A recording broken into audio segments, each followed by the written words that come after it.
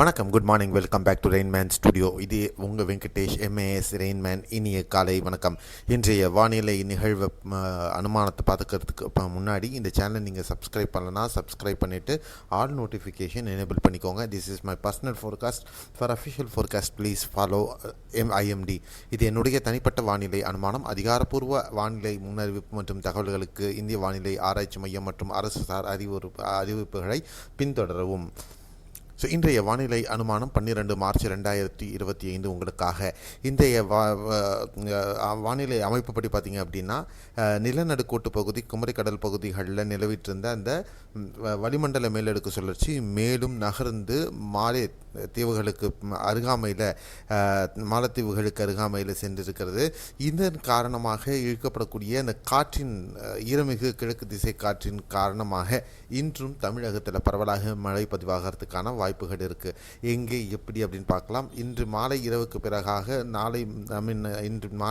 பிறகாக மற்றும் நாளைக்கு இந்த மழை படிப்படியாக தமிழகத்தை விட்டு விலகிவிடும். மீண்டும் வெப்பநிலை உயர ஆரம்பிக்கும். அடுத்த சுற்று மழை நான் முன்னாடி சொன்ன மாதிரி 17, 18, 19 தேதிகளில் இருக்கும். அந்த மழை எங்கே எப்படி இருக்க போகுது அப்படிங்கிறத வரக்கூடிய நாட்களில் பார்க்கலாம். அடுத்த 24 மணி நேரத்திற்கு மழை வாய்ப்புள்ள பகுதிகள் எவைன்னு பார்க்கலாம். பெரும்பாலும் தென் தமிழகத்தில் எதிர்பார்த்த மழை நிகழவில்லை. காரணம், இந்த கன்வெக்ஷன் சொல்லக்கூடிய மாடல்கள், அதாவது இந்த கணினி சார்ந்த மாடல்கள், இந்த வானிலை படிமங்கள் எதிர்பார்த்ததுக்கு சவுத், அதாவது தென்பகுதிகளில் அதனுடைய காற்றின் முறிவு அதிகமாக இருந்ததுனால மழைமேகங்கள் தென் தமிழகத்தில் பெரும்பாலும் இல்லாமல் இருந்தது.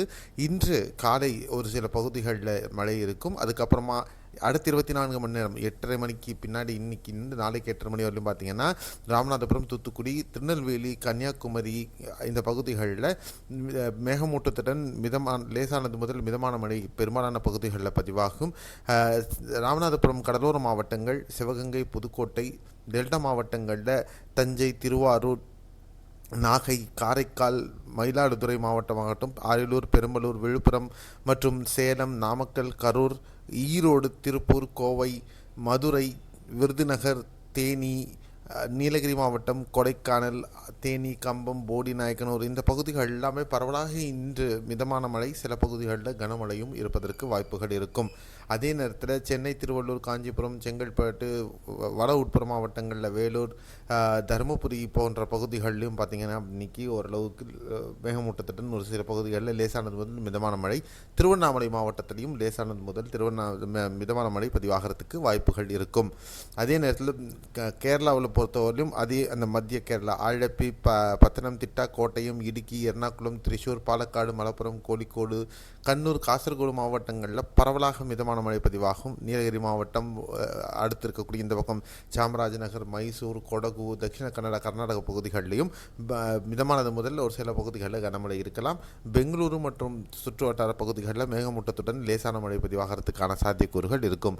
மீண்டும் ஒரு முறை மத்திய தமிழகம், டெல்டா இந்த பகுதிகளில் இன்று பரவலாக மிதமானது முதல் கனமழை பதிவாகிறதுக்கான வாய்ப்புகள். காற்றின் குவிதல் இந்த பகுதிகள் ஊடாக அந்த சுழற்சி இழுக்கும். அப்படிங்கிறதுனால இந்த மழை இந்த பகுதிகளில் இருக்கும் அப்படின்னு நம்ம சொல்லலாம். ஸோ இந்த மாதிரியான முன் அறிவிப்புகள் தொடர்ந்து உங்களுக்கு கிடைக்கணும்னா கண்டிப்பாக நம்ம சேனலை ஃபாலோ பண்ணிக்கோங்க. மீண்டும் அடுத்த காணொலி நாளை காலையில் சந்திக்கலாம். அதுவரை உங்களிடமிருந்து விடைபெறுகிறேன். நன்றி, வணக்கம், by, see you, have a nice day.